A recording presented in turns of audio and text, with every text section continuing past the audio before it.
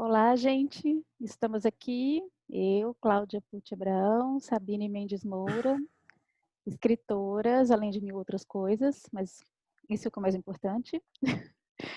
E aqui é o nosso espacinho, nosso café, o Infinitas Letras, que é um espaço que a gente tem para a gente bater um papo sobre escrita, sobre estrutura, sobre muitas coisas relacionadas à escrita, a personagens, a narrativa.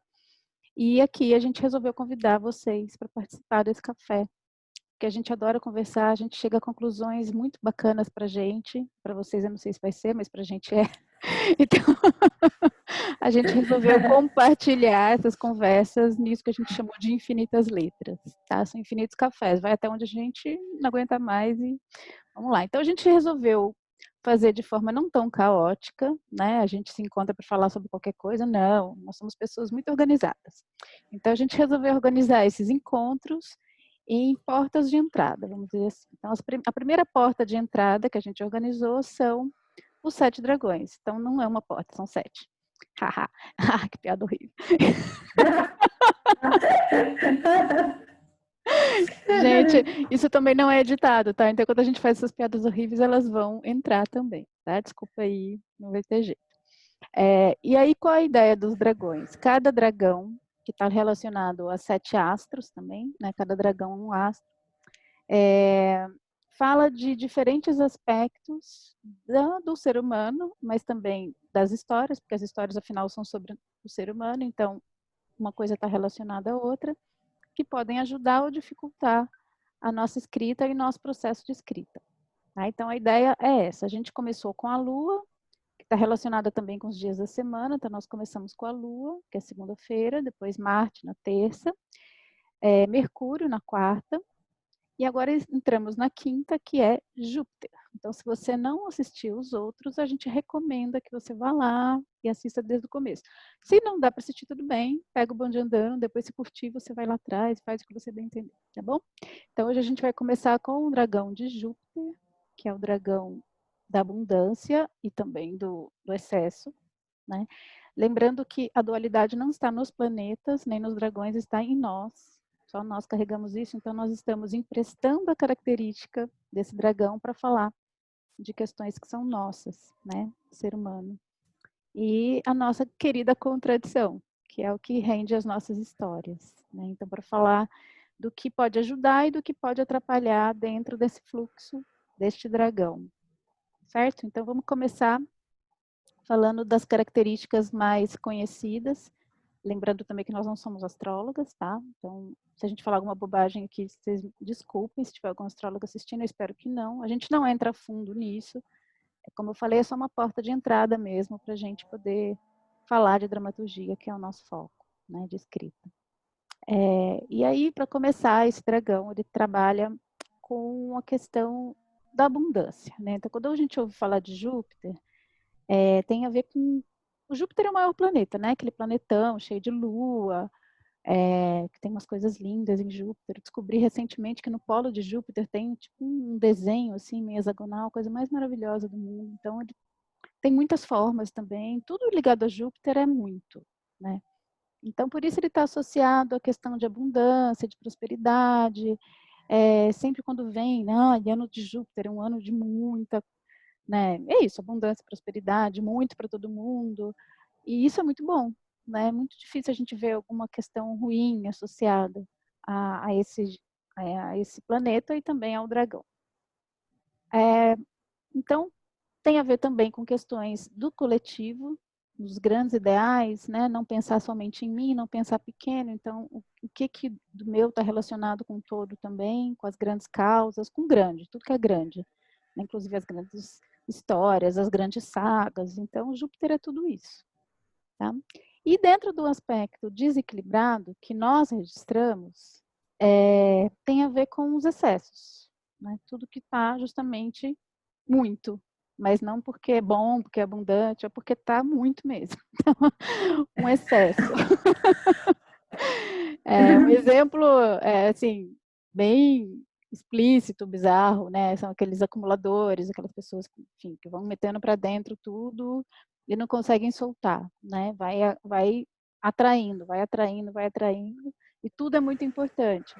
E a questão é essa, quando tudo é muito importante, a gente não esquece o que realmente é essencial, né? Esquece o que é prioridade, esquece o que é a essência, a estrutura. Então, a gente falar de Júpiter, a gente falar também de estrutura, né? Do que é estrutural dentro do trabalho, dentro também do nosso ofício. Tá? Então, feita esse primeiro super introdução, queria passar a palavra para a Sabine, para ver se ela já traz algum insight relacionado a... Eu fiquei super feliz, assim, quando eu vi que a gente ia falar de abundância, né, de Júpiter. Me vieram logo as deusas na cabeça, Lakshmi, enfim, as deusas que são relacionadas à abundância e tal.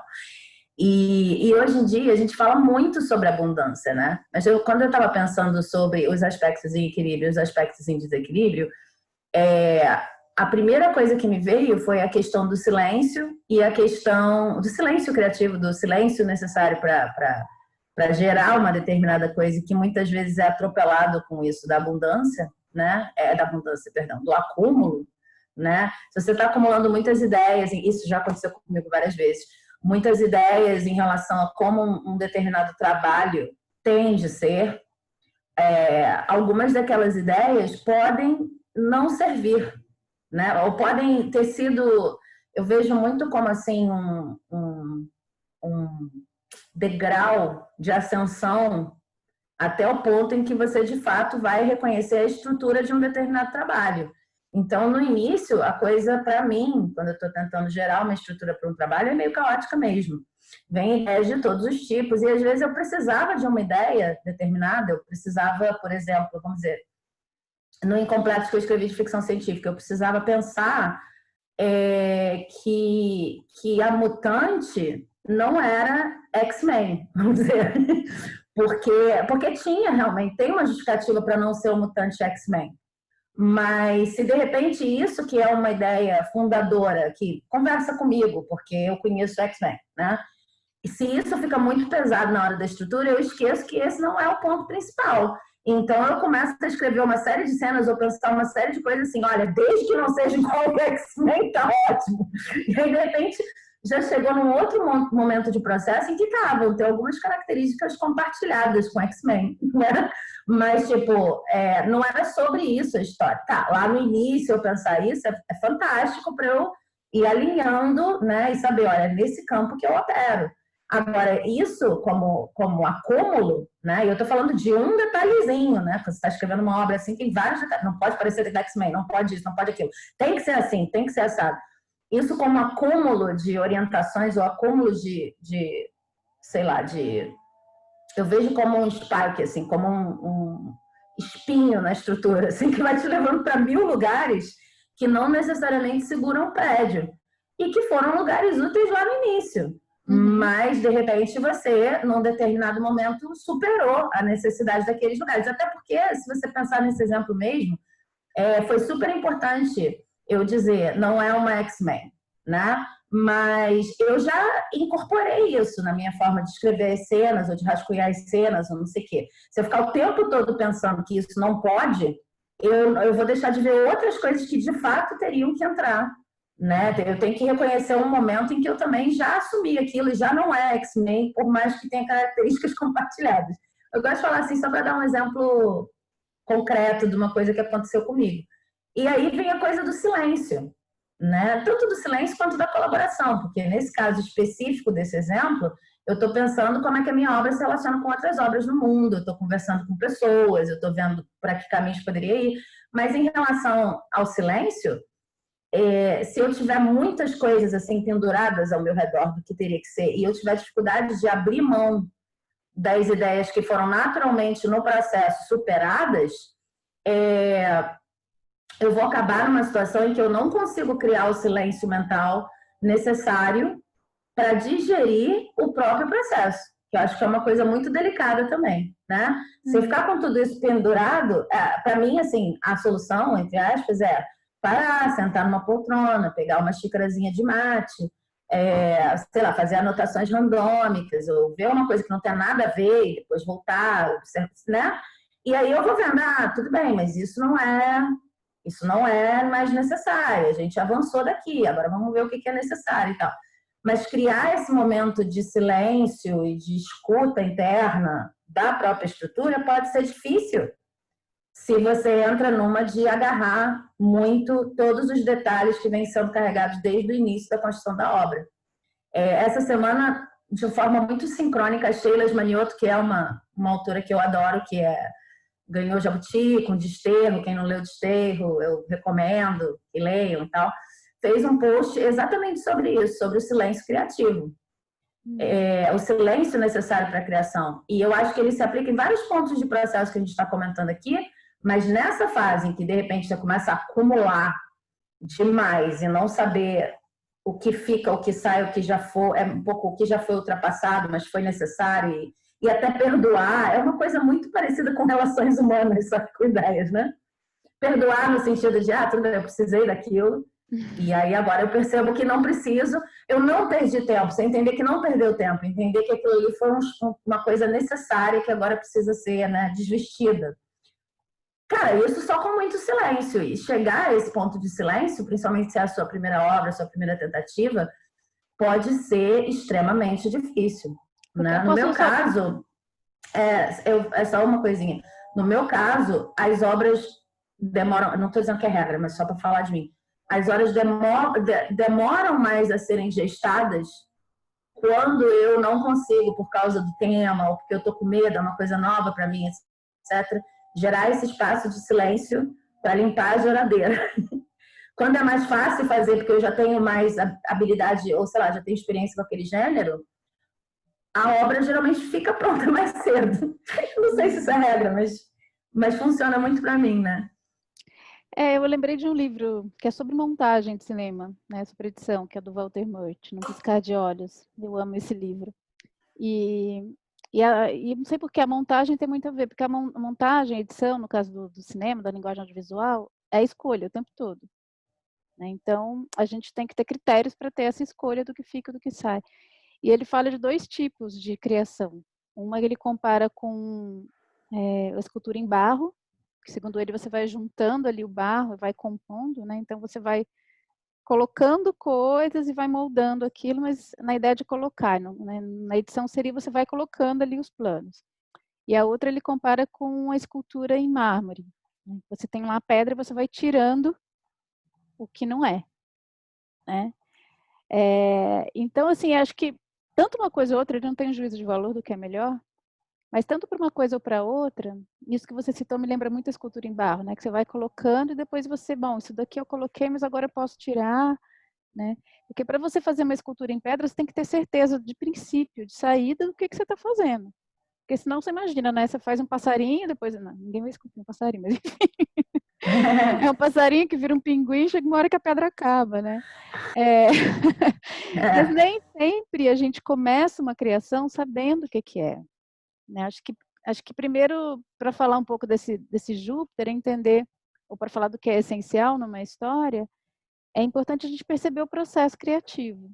Eu já tive os 2 processos. Né? Eu já tive um processo que...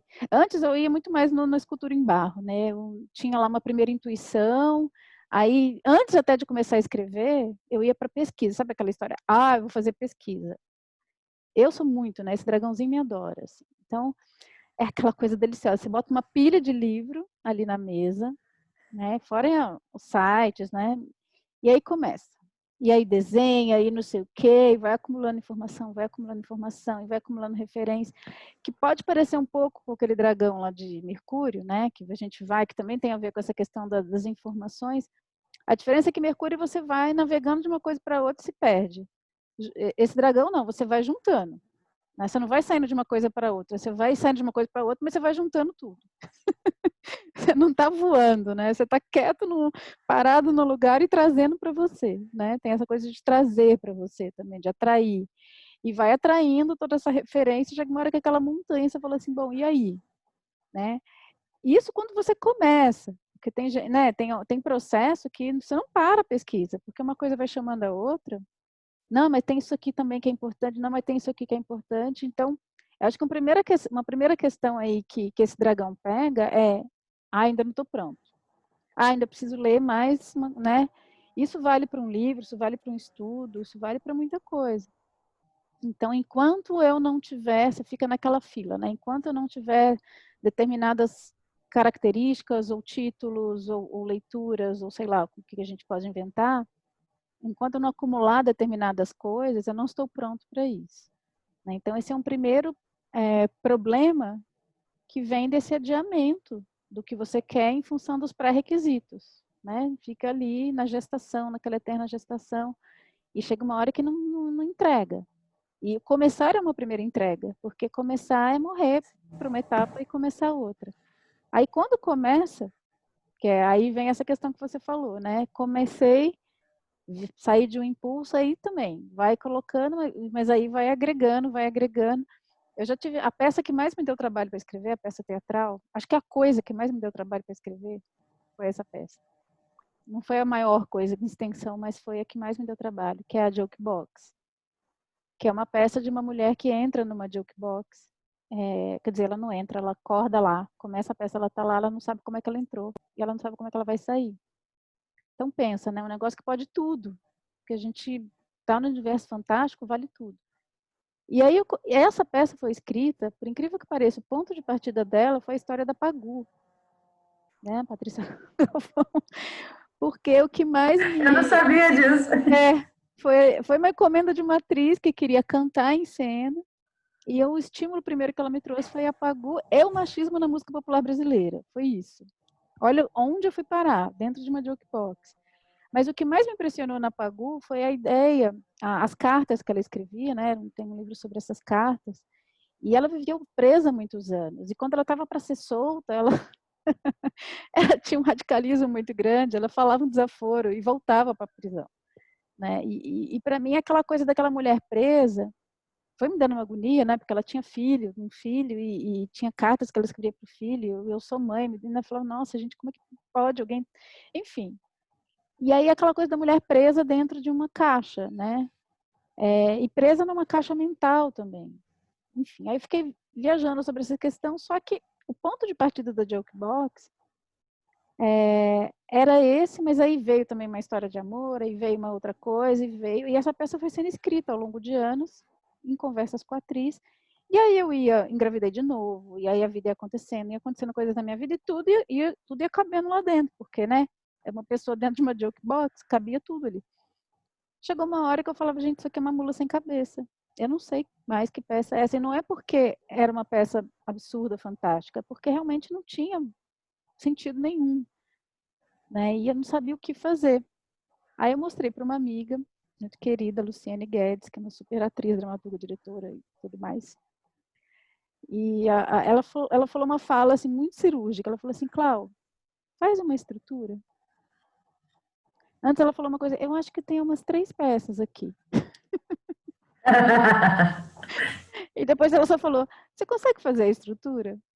Quando ela falou isso, eu fiz assim, eu falei assim, ai meu Deus, eu tava com medo de fazer a estrutura, porque assim, e o que é fazer estrutura, né? É o que acontece cena a cena. No teatro é o canovate, então faz o canovate, né? No cinema é a escaleta e no livro é a estrutura. Mas é a mesma coisa. O que acontece? Como é que é a evolução dramática daquilo? De onde você sai para onde você vai? E aí, quando eu fiz a estrutura, né? Fui lá, peguei cena a cena, fui escrevendo o que acontecia. Eu falei, nossa, realmente, tem 3 peças emboladas aqui. E a primeira coisa que eu coloquei, o primeiro texto que eu coloquei que eu gostava muito, era o primeiro que eu tinha que tirar. Porque realmente a história caminhou para um outro lugar. Porque como eu não partia de uma coisa fixa, eu fui andando com a história. Ela foi caminhando e acabou que outras questões ficaram mais urgentes ali, que tinham até mais a ver com o tema, e essa sobrou. Aí o que eu falei para mim mesma, né? Porque, né, pessoa é difícil de desapegar. Então, eu falei assim, não, olha, você não vai precisar jogar isso fora, tá? Você guarda isso com muito amor, com muito carinho numa pastinha no seu computador, depois você faz isso virar outra coisa. Mas aqui, isso aqui não está ajudando. E aí eu me convenci, né? Convenci a pequena acumuladora que mora dentro de mim que eu não ia jogar fora, não vou jogar fora, eu só vou reciclar depois numa outra coisa. E, de fato, aquilo foi um dos pontos de partida do Mistérios da Bússola Azul. Aquele texto, aquela relação, né? Que é o livro que eu escrevi. E a peça ficou liberada para ser o que ela tinha se tornado. né? Que não cabia uma história de amor ali, era só a questão dela com ela mesma e aquilo já era muito, né?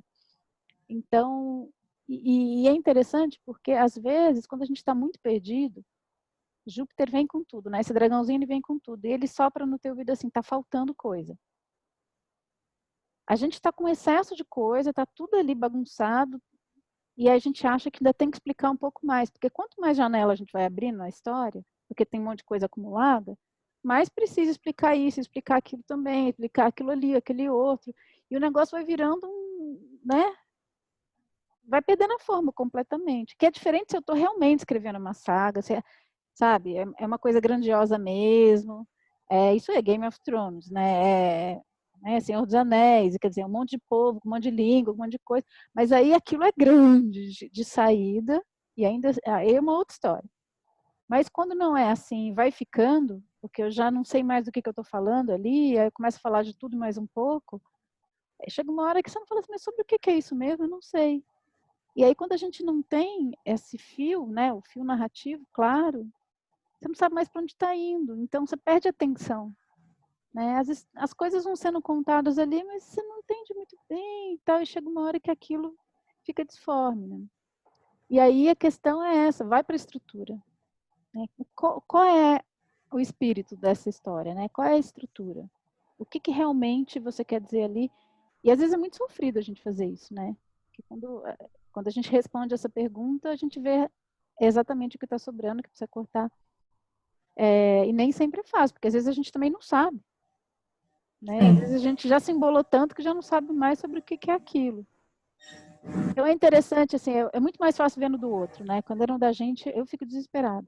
Eu sou consultora literária também, eu faço um trabalho, além de crítica, leitura crítica, eu acompanho, né, quem está escrevendo. E aí, assim, é muito mais fácil vendo do outro. É muito mais fácil. Você olha e fala assim, nossa, aqui, ó, aqui tá sobrando. Oh, não, mas a sua potência é aqui. Eu gosto muito de ver a potência, né, do texto, do que aquela história está pedindo, o que essa história está vibrando. Né? E é engraçado porque as histórias, quando a gente dá passagem, elas têm ali o que elas querem ser. E enquanto a gente não entende isso, a gente fica forçando outras coisas, né? Às vezes. E se você respeita, não, essa história é sobre isso. Eu tenho que escrever isso aqui. Né? Se eu quero escrever sobre isso também, e não cabe naquela história, o que ajuda é falar, você sempre pode escrever outra. Olha que maravilha, você tem um banco de ideias, né? Você não precisa nem ficar numa história só. Isso me apazigua muito, né? Saber que eu vou poder escrever aquilo depois, né? Que eu não preciso encaixar tudo na mesma história, que é um erro que a gente comete no começo, né? Nossa, quando a gente acha que está escrevendo a grande obra, não, aqui eu vou falar de todas as grandes questões, e não, é sempre uma questão, né? E não é que menos é mais, porque às vezes menos é menos, né? Às vezes menos é ruim, às vezes está faltando mesmo. Né? Então, não é assim, ó, sintetiza, que... mas na dúvida, sintetiza. Eu sempre acho melhor sintetizar. E se faltar, você vai lá acrescentando. Né? Mas, às vezes, explicar demais, falar demais, dá essa sensação de... eu tenho isso, né? Ai, consegui cobrir tudo, falei de tudo. Aí, quando você vê, a pessoa está cansada de ouvir. Ou ela já não está entendendo mais nada, já parou de escutar. Né? Porque as coisas têm um tempo também. E não é o tempo, o tamanho do livro, ou o tempo do filme, né? Ou da peça, porque tem coisas que são longas e você consegue prender a atenção durante esse tempo todo, mas é porque não tem excesso, porque realmente tem outras coisas acontecendo que precisavam acontecer, né? E não, que o excesso ele dispersa a atenção. Né? Te mostra um monte de coisa ao mesmo tempo e você não sabe para onde olhar. Né? O que você vai... Aí, então a gente sofre de indigestão. Então entender o que é daquela história, qual é o essencial daquela história, acho que isso é uma sabedoria mesmo, né? E entender que tem histórias que são grandes mesmo e que é isso. Você vai ter fôlego para escrever, né? O momento, você consegue escrever sozinho. Então são outras questões aí. Mas eu vou passar um pouquinho a bola para você, porque eu já falei demais aí o excesso. Não, eu estava pensando aqui, você falou, não, eu realmente acho que não é sobre reduz, otimiza, enfim, não é sobre isso. Mas eu acho que, quando eu estava começando, e eu acho que em geral para quem está começando, tem uma coisa muito simples que Stephen King diz naquele livro que já virou clássico dele de escrita, que é o Sobre Escrever, eu acho. Sobre a Escrita, agora eu esqueci.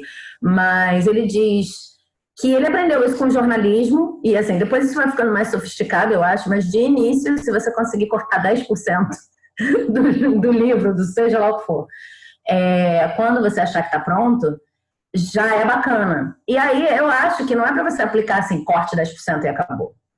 Mas como um exercício como é difícil desapegar de cenas a que você se dedicou tanto tempo, ideias que já ficaram tão bonitas na tua cabeça, etc.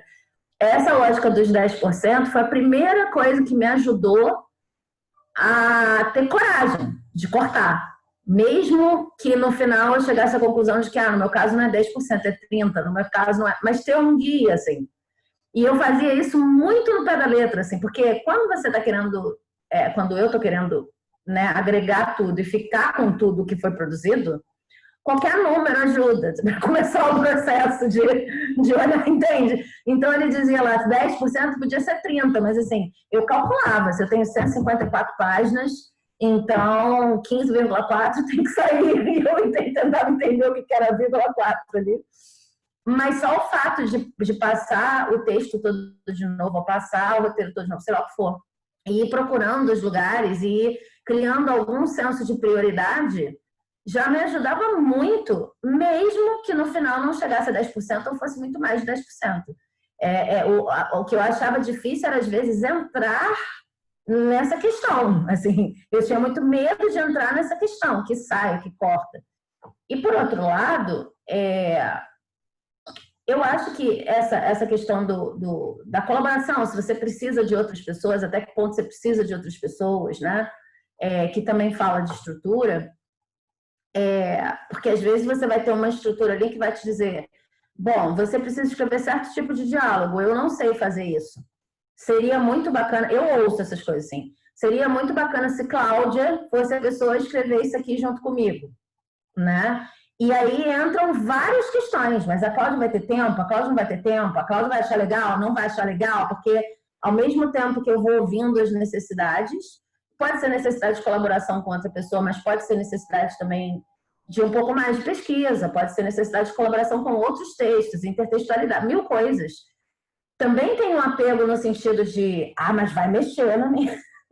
Quer dizer, Júpiter te fala, olha, em colaboração talvez você conseguisse fazer mais coisas. E tem um apego de, mas se eu fizer mais coisas, se eu chamar outras pessoas, vai ser uma coisa diferente. E eu estava tão feliz aqui sozinha. E aí tem várias respostas para isso, mas em geral, quando eu ouço, eu me dou bem. Então, de uns tempos para cá, uma coisa que fez muita diferença para mim foi, primeiro, entender que tudo bem eu usar coisas que eu ouvia, pessoas falando na rua, etc., porque eu não achava que estava tudo bem. E entender essas coisas como sinais, caso elas respondessem alguma coisa que minha instrutora estava precisando naquele momento. Tipo, o meu foco no momento é corrigir um negócio e tal, e aí eu tô na rua e eu ouço uma frase que por algum sentido eu vejo que se encaixa ali. Antigamente eu pensava, eu vou falar, vocês não viram, mas eu pensava assim, se eu ouço uma coisa na rua, ou se eu leio alguma coisa em outro lugar, lógico que considerando direitos autorais, menções e tal, mas principalmente se eu ouvir uma outra coisa na rua, é como se eu estivesse roubando a palavra da outra pessoa. E aí o crédito deveria ser dela e não meu. Eu tinha muito esse limite claro. Então, se não fosse uma coisa inventada da minha cabeça, pode rir, que vale. Mas se não fosse uma coisa completamente inventada da minha cabeça, eu não colocava. Isso, obviamente, você pensar, estou pensando isso de uma coisa que eu ouvi na rua. Então, imagino que eu não estaria pensando de colaborar com outras pessoas, né? E uma coisa que me ajudou, né, muito mais complicado.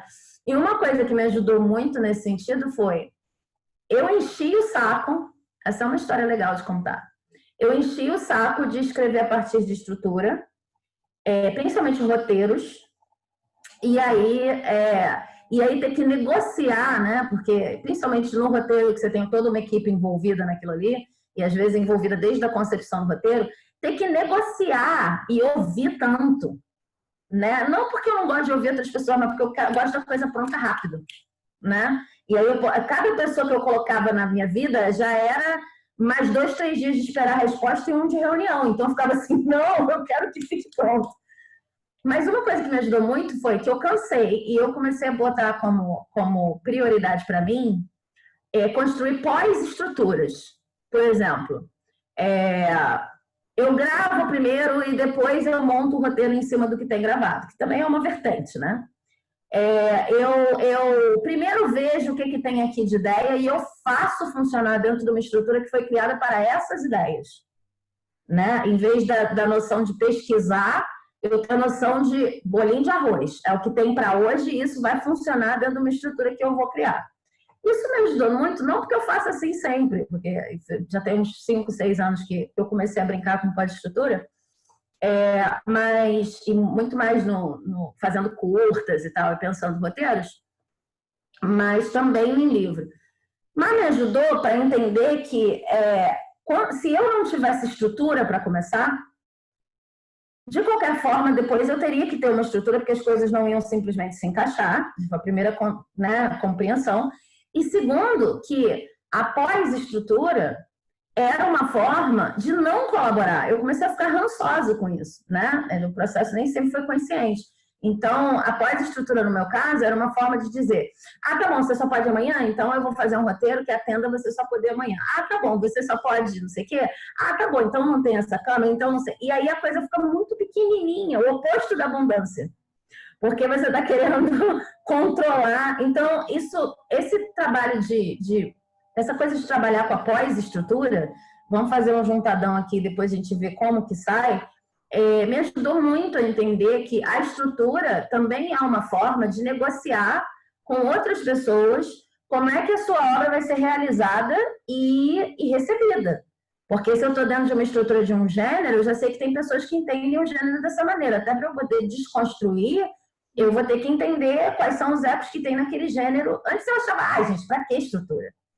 E também é uma forma de negociar no sentido de poder apresentar as ideias que estão dentro da tua cabeça de uma forma... Você vai observando tudo isso que você estava falando, né? Ah, não, aqui tem muita coisa, obviamente, porque aquela pessoa que de repente vai produzir, ou aquele leitor crítico, ou o meu amigo que acabou de ler aqui, ele está cansado de ouvir. Então, se ele está cansado de ouvir, eu preciso respeitar isso. A estrutura, mesmo que ela tem que ser ajustada, e geralmente, no meu caso, tem que ser ajustada, é como se fosse uma forma de estabelecer um contrato com leitores, com colaboradores e tal.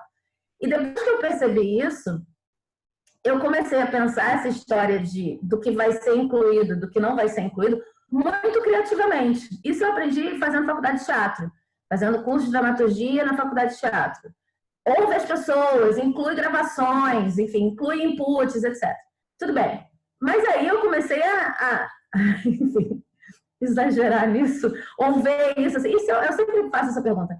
E se eu usasse isso como uma ferramenta criativa? Sempre. A própria coisa que está lá para a estrutura, se eu usasse isso como parte da temática. E aconteceu uma história que eu acho que tem muito a ver com esse dragão, que é a seguinte, e colaboração que vai e que fica. Quando eu estava fazendo a faculdade de teatro, eu conheci um rapaz chamado Lucas César. E o Lucas era ator junto comigo em várias coisas que a gente ensaiava, só que a gente teve uma oportunidade de fazer textos do Marcelino Freire junto com os nossos próprios textos. Então a gente ficava ou criando para aquilo, ou pegando um texto antigo e adaptando e tal. Quando eu vi os textos do Lucas, eu falei, gente, isso é maravilhoso, maravilhoso, né? E hoje em dia eu tenho uma editora, mas eu não tinha a menor ideia nem de abrir editora naquela época, nem passava pela minha cabeça. Então, eu pensava, cara, isso tem que ser publicado. Eu tenho que fazer alguma coisa com esse menino. Ele tem que estar nas páginas de algum lugar. E aí, quando eu fui escrever o meu romance Pervertidos, que acabou de sair agora, num determinado momento, eu parei e eu sabia que aquela cena ali precisava de ação. Porque tem uns momentos em que o que eu estou tentando construir é como está a parte psicológica dos personagens, seja como for que você queira chamar. E aí, um problema que eu tenho é assim, eu preciso ficar muito tempo falando do que está acontecendo no mundo interno de todo mundo e eu não tenho ação. E isso vai ficar um saco. Então, como é que eu falo e não começo a escrever parágrafos imensos, assim, né? Porque aí se sentiu assim, se sentiu assado. Ou imagens ilustrativas do estado interno, chega uma hora que fica um saco, chega uma hora que você precisa casar isso com a realidade, aí beber um café, aí foi à praia, e a praia tinha tudo a ver com ela tá triste, enfim, você tem que dar um jeito. Então, eu sempre, como eu gosto de falar muito do mundo interno dos personagens, eu sempre chego nesse lugar em que cadê a ação? E aí eu tava pensando, Lucas precisa ser publicado, na minha cabeça, né? Esse texto é fantástico e eu preciso de ação aqui. Eu vou enfiar um dramaturgo en passant nessa história, porque os personagens eram de cinema, de teatro e tal. Vou enfiar um dramaturgo que tem um texto muito maneiro e vou usar esse texto desse dramaturgo para mostrar os problemas que estão acontecendo naquela relação de casal do ponto de vista de cada um. Porque aí eles vão ver no texto do tal do dramaturgo fictício, de acordo com como eles respondem aquele texto, eu vou saber o que está acontecendo e vai ficar menos chato, porque vai ter ação e tal. Aí eu falei, ué, por que eu não coloco o Lucas como dramaturgo fictício? E eu liguei para o Lucas e falei, Lucas, você quer ser personagem num livro meu? Me manda seu texto aí. Enfim, o Lucas agora é personagem do Pervertidos, ele topou e eu usei o texto dele. Só que um pouquinho depois, uns 6 meses depois que eu terminei de escrever o livro, eu decidi abrir uma editora. E aí, esse texto que eu tinha gostado é um dos textos do livro dele que eu mesmo publiquei depois. Então, é muito, sabe, o texto dele apareceu primeiro na minha própria obra e depois na dele. Mas para quem está vendo de fora, é assim.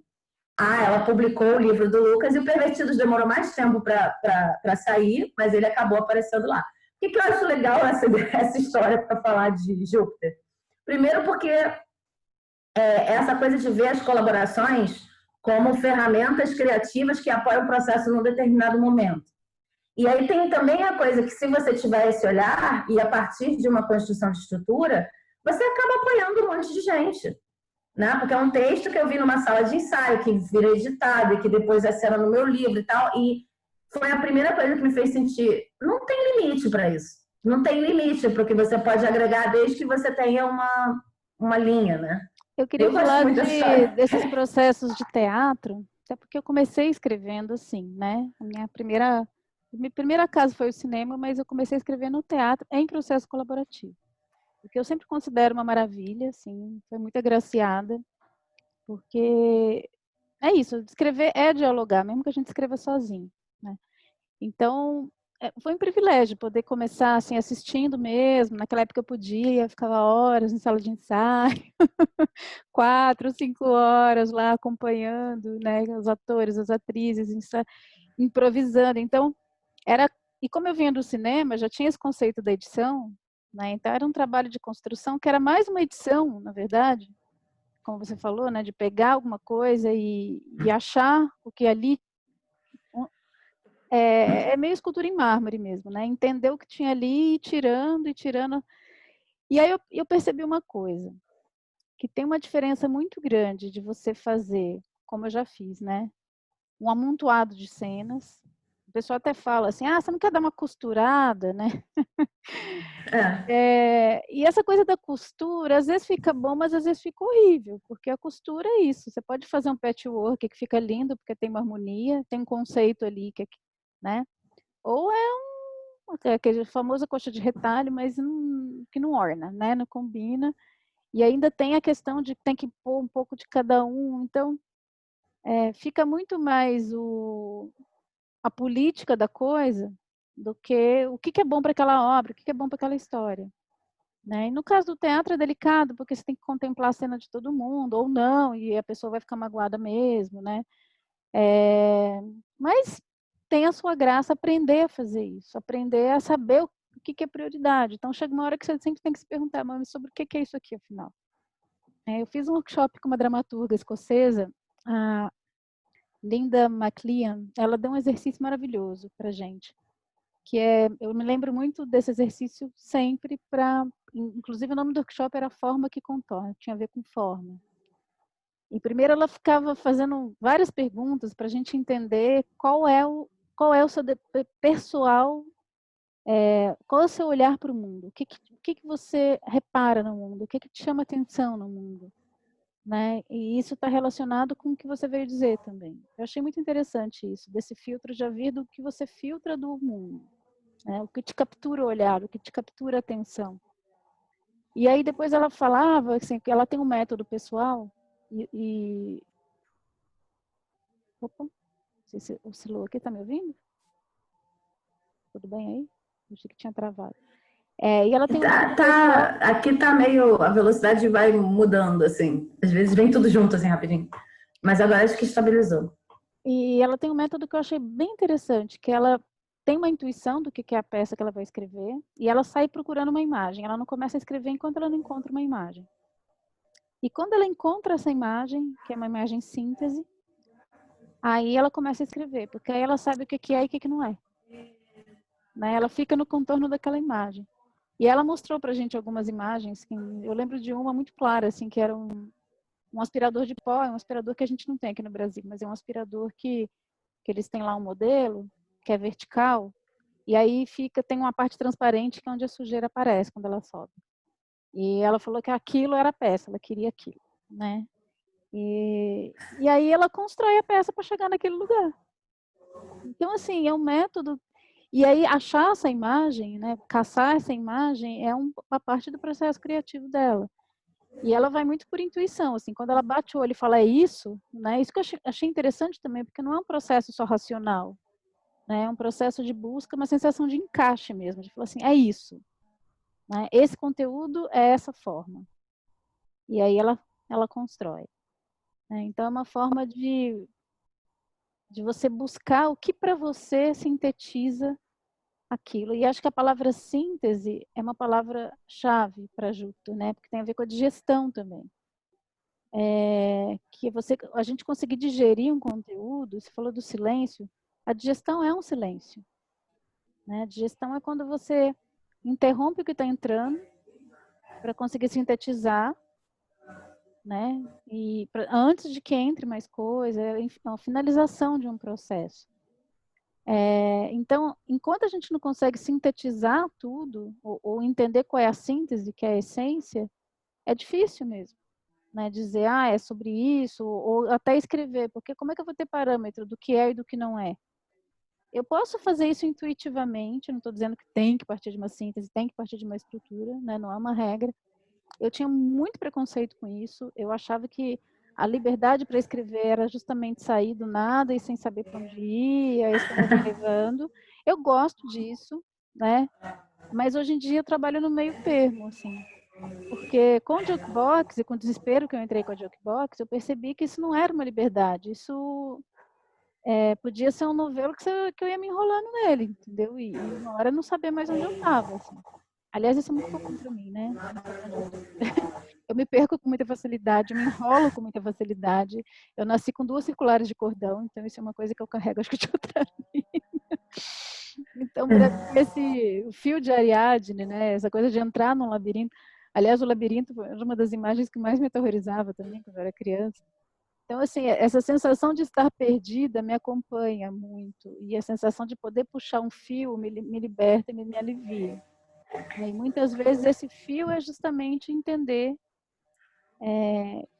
sobre o que é essa história, qual é a estrutura dela.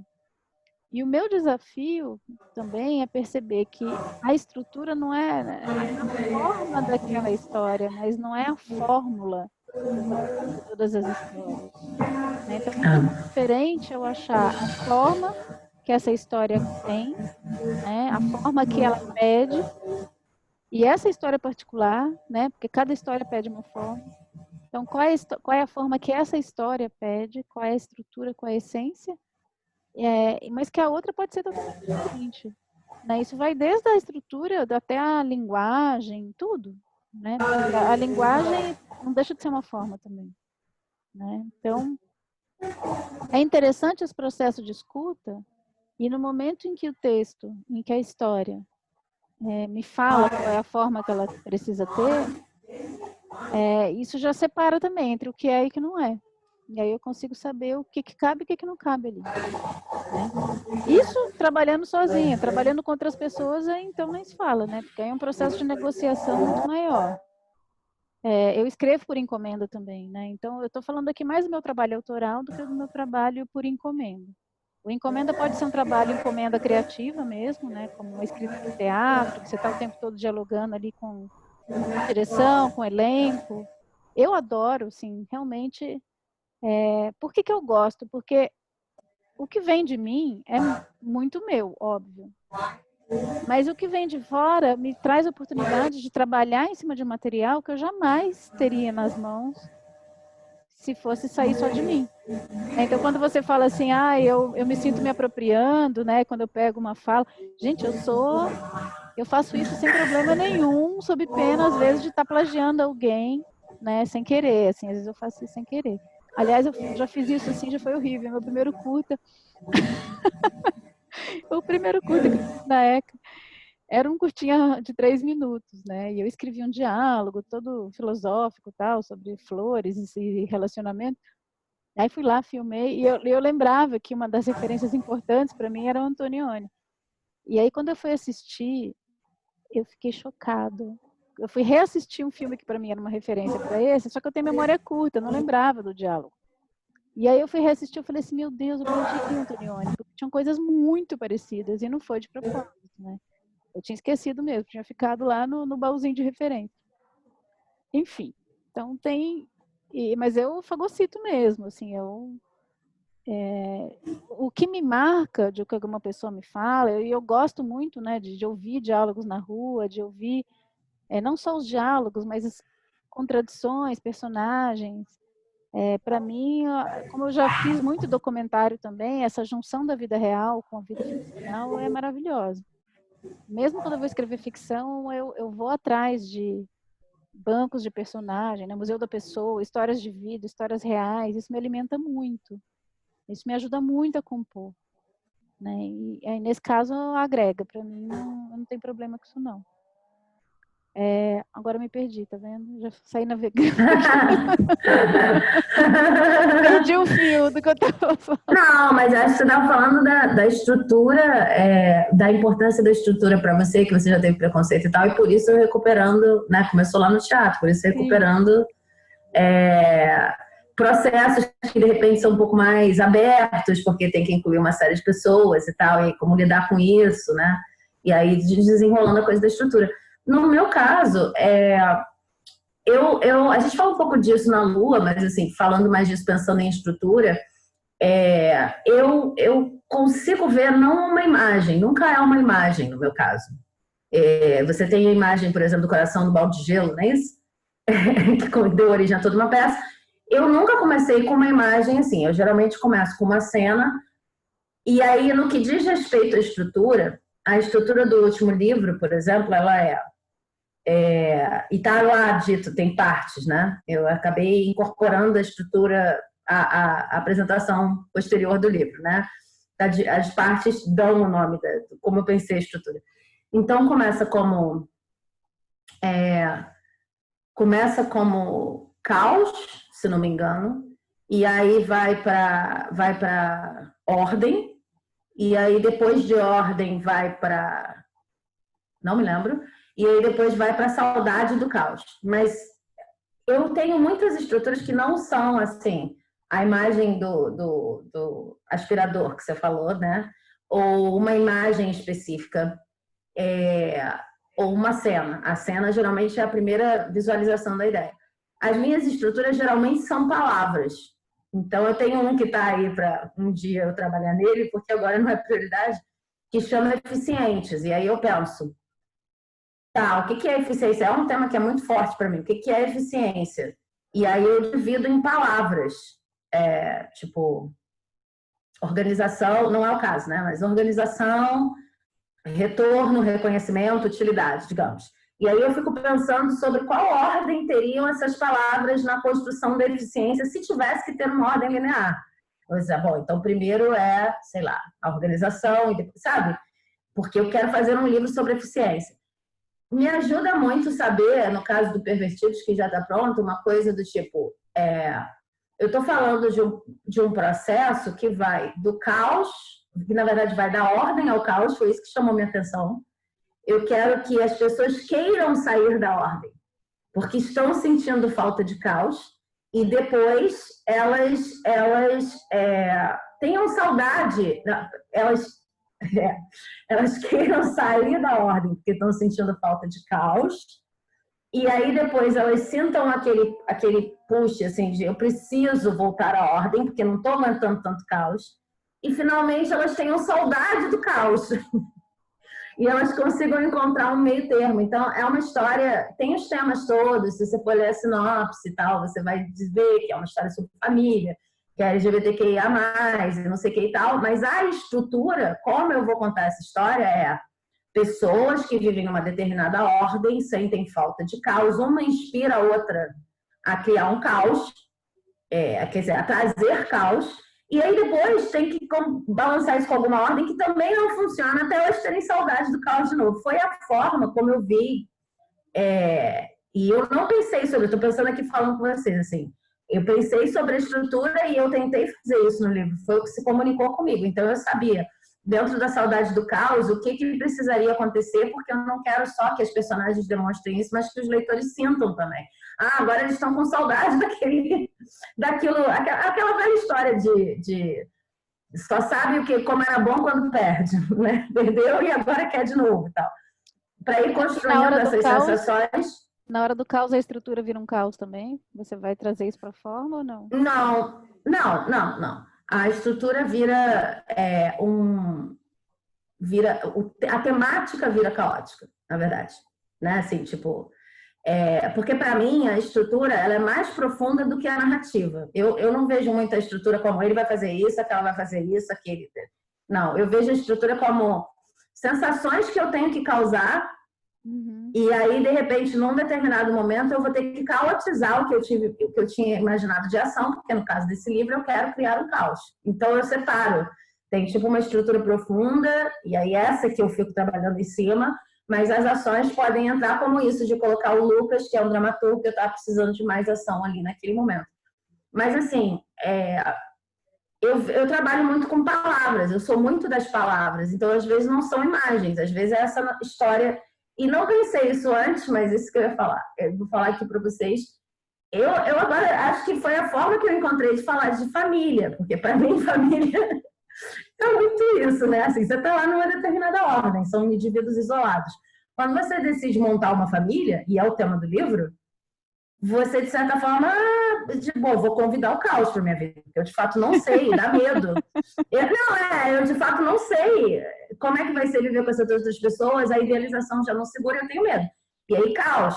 E aí, e é muito comum também, pelo menos nas minhas experiências de tentar construir família, é muito comum que depois de um certo tempo você fale tudo que eu perdi. E aí você quer a ordem de novo, né? E aí, num quarto momento, você, nossa, tô com saudade daquele caos que eu mesmo quis convidar.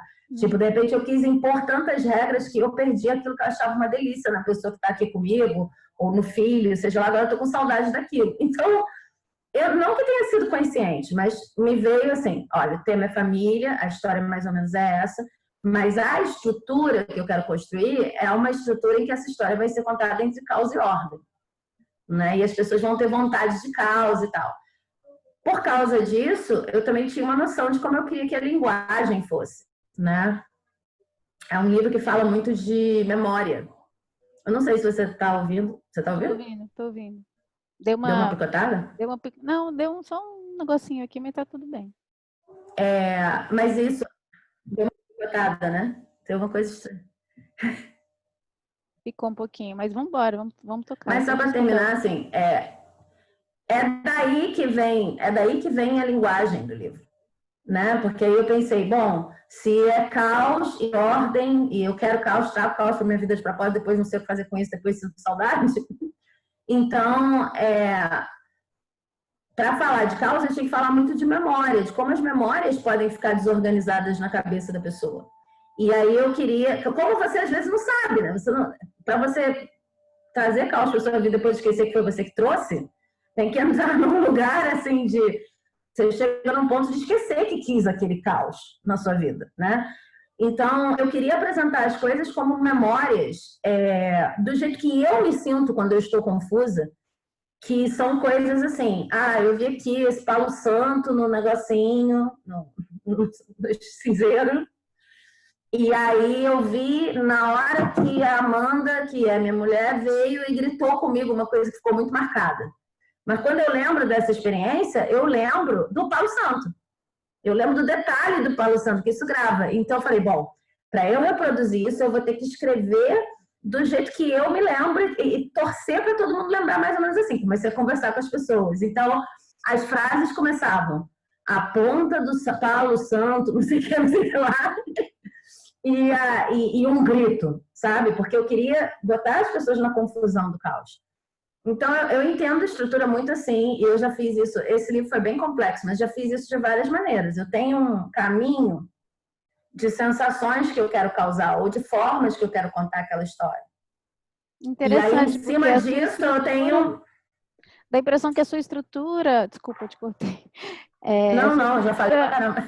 É uma estrutura sensorial, porque pode ser também, né? Quando a gente fala de estrutura, às vezes as pessoas, né, falam assim, mas aí você já tem que saber o que vai acontecer. Não, né? Às vezes você pode simplesmente falar assim, ser uma estrutura de estados, né, ou de picos, e aí conforme a história vai se desenvolvendo, no Mistérios da Bússola Azul foi assim, eu parti de uma estrutura mística, inclusive, né? Super pretensão, mas assim, falei, quero fazer esse exercício. Eu estava estudando a Árvore da Vida, falei, vamos partir dessa estrutura. Mal sabia eu o que estava fazendo, né? Eu não sei se o livro reflete isso, tá? Então não estou aqui dizendo que eu fiz em cima da estrutura, mas foi meu ponto de partida. Por isso que ele ficou tão grande. Porque para eu poder cumprir aquilo lá, aquela caminhada toda, né? Ou pelo menos do que eu entendia daquela caminhada, porque também tem isso, sou uma iniciante ainda nisso. Quando eu achei que estava na metade, estava sabe, um quarto, sei lá, do livro. Ainda tinha que andar muito, tinha que andar muito para chegar onde eu precisava chegar, para que cada coisa tivesse o tempo para acontecer. Né? Então, isso foi uma coisa que eu aprendi também. Não adianta você idealizar uma trajetória e não ter tempo de história para contar aquilo. Né? Cada recorte de vida que você escolhe contar tem um tempo para aquilo contar. E, é claro, eu posso trabalhar com síntese, a gente não trabalha com tempo real na narrativa. Mas, assim, existe o tempo de preparar o evento, existe o tempo daquele evento reverberar. Né? Aí, voltando a citar o Walter Murch, porque esse livro realmente é incrível, gente. No Piscar de Olhos ensina muito sobre estrutura também. Ele fala de montagem, né? Daquela montagem que vai acelerando. E ele traz um exemplo muito bom, que é você ver o Louvre num dia. Né? Que você vai andando, você vai vendo uma obra e vão te mostrando. Aqui você tem essa obra, essa outra. Quer dizer, você passa por tudo e você não registra nada. Né? O registro é uma coisa, mas daí já tem que ver outra. Então, tem um negócio aí do excesso também, que assim, se eu quero enfiar um monte de evento, um monte de coisa que tem que acontecer, e eu vejo muito isso, né, em algumas histórias, e me incomoda, porque cada coisa tem o seu tempo para se desenvolver, para que aquilo entre, e depois tem um silêncio daquilo, para você se esvaziar de novo, né, antes de ter um outro evento. Me veio também aí, como exemplo, um documentário do Eduardo Coutinho, que eu adoro Eduardo Coutinho, né? Mas tem um documentário específico dele, que são as canções, que são várias histórias ligadas à música, né? No mesmo estilo dele, né? Que ele pede para as pessoas contarem as histórias, ele botou no jornal, acho, anunciou que ele queria ouvir histórias relacionadas a canções e quem tinha história foi lá contar. Só que são histórias muito densas, né? Acho que a maioria lá é muito densa e todas muito interessantes. A minha experiência vendo esse filme, ele tinha que acabar na metade, né? Ou intercalar uma história densa com outra mais suave, não sei, porque assim, quando eu estava digerindo uma coisa ali que eu tinha acabado de ouvir, que era muito forte, já vinha outra, chegou uma hora que eu parei de ouvir. Né? E não era um problema da escuta das histórias, né? Porque isso era uma questão de o quanto cabe ali, né? E voltando para as narrativas. Aí no caso do filme, porque um filme você não pode, se eu estou assistindo eu paro, mas se eu estou no cinema eu não paro. Né? Um livro eu paro. Um livro é que nem ler a antologia da Clarice Lispector. Eu consigo ler 1, 2 no máximo e paro. Não consigo digerir aqui. Na sequência, um monte. Né? Então, numa história também, a quantidade de evento que eu coloco, se eu dou respiro, se eu não dou, como é que é o tempero disso? Né? Sempre tem a ver com síntese. São também não só a estrutura como uma síntese, mas como esses movimentos vão acontecendo dentro da própria história. Então, o que cabe dentro de um curta, o que cabe dentro de um longo, o que cabe numa série, né? Outro dia eu fiz uma leitura crítica de um longa, um doctoring, né? E aí eu olhei, eu falei, bom, eu perguntei para a pessoa, né, pro roteirista, você quer fazer um longa ou você quer fazer uma série? Porque ali tinham tantas janelas abertas, tinham tantas propostas, que por um longa não caberia, e para desenvolver aquilo teria que ser uma série. Então a escolha ali era, porque tinham coisas que não estavam desenvolvidas e precisariam desenvolver para o personagem, para a questão que ele apresentou ali, ter coerência, aí ter profundidade. Só que não cabia naquela história de um longa. Então a opção é, ou você transforma isso numa série, tem tempo para desenvolver essas questões todas, ou você corta isso do filme, porque não vai ter tempo de desenvolver, né? E de novo a questão das escolhas.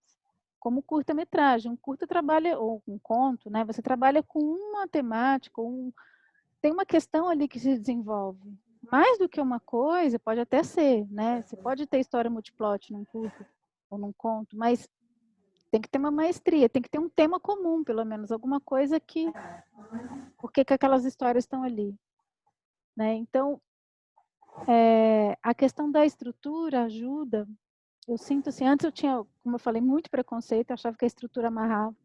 Mas foi a primeira vez que eu escrevi com estrutura, que foi quando eu escrevi O Canto da Terra, que foi o meu primeiro livro, que foi uma das únicas coisas biográficas que eu escrevi. Em geral eu escrevo ficção, mas foi uma encomenda da editora para falar do nascimento dos meus filhos, né? Então era para falar dos partos.